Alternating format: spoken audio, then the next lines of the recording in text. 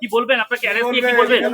জানি না কিভাবে কেন অ্যারেস্ট করেছে আমাকে, আর যেটুকু বলতে পারি আমি কোনো এখনো পর্যন্ত কোনোদিন কোনো রকম দুর্নীতির সঙ্গে যুক্ত নই। বাইরে আপনাদের এবং রীতিমতন ডিম নিয়ে অপেক্ষা সে করছে, হতেই পারে, জুতোর মালা নিয়ে অপেক্ষা করছে। হতেই পারে, কিন্তু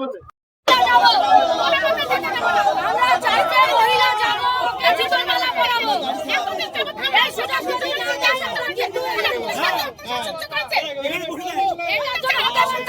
চারটে মহিলা যাবো দিতে দিতে হবে।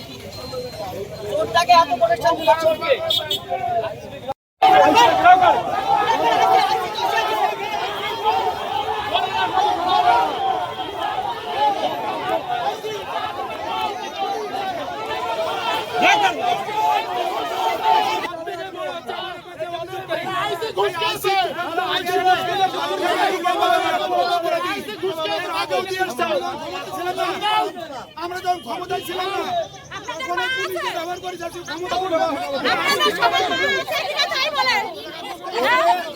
ওকে আটকানো হয়েছিল, পুলিশ এইভাবে পাহারা দিয়ে চলে আসলো।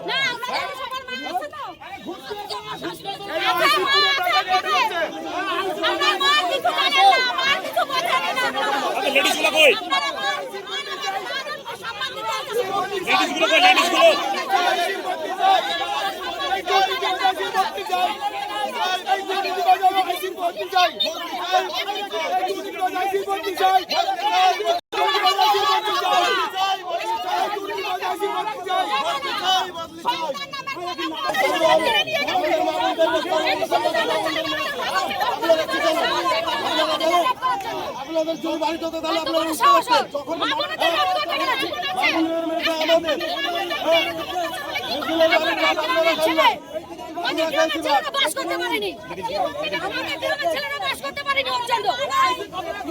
কাকে পড়াবেন বলে নিয়েছেন?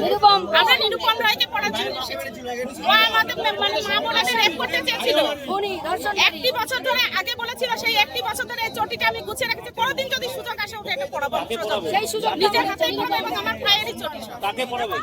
নিরুপম রায়কে। কি নিয়ে এসে? জুতোর মালা, চটির মালা, স্বাগত জানানো হবে ওকে। চটির মালা। আমরা প্রতিবাদ করবো, তীব্র প্রতিবাদ করবো। ওর জন্য ফাঁসি হয়। আজ 2 থেকে 2.5 বছর আমরা অতিষ্ঠ হয়ে যাচ্ছি। এলাকার লোক নটা ছেলের নামে কেস দিয়েছে বিনা কারণে।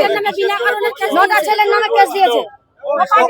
ও মার্ডার করে, ও জঙ্গি বাহিনী, সন্ত্রাস বাহিনী, জঙ্গি বাহিনী।